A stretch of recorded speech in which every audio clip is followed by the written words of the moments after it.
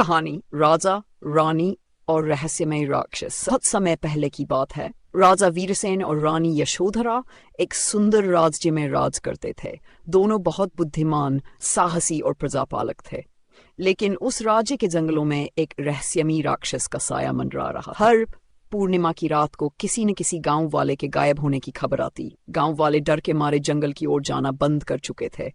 राजा ने अपने योद्धाओं को भेजा, लेकिन जो गया वापस नहीं लौटा। एक दिन रानी यशोधरा ने कहा, राजन, अब समय आ गया है कि हम खुद इस रहस्य से पर्दा उठाएं।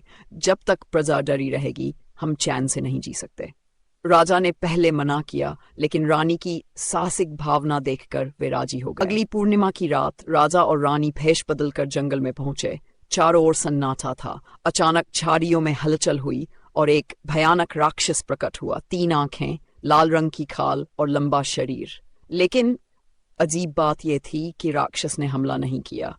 रानी ने आगे बढ़कर उससे पूछा, कौन हो तुम और क्यों हमारी प्रजा को ले जाते हो?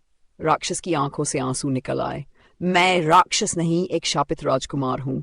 वर्षों पहले मेरे ऊपर एक तांत्रिक ने शाप दिया कि जब तक कोई सच्चा राजा और रानी बिना डर के मुझसे सवाल नहीं पूछेंगे, मैं इस राक्षस रूप में फंसा रहूंगा। राजा और रानी ने उसका दुख समझा और सच्चे दिल से उसकी मदद की।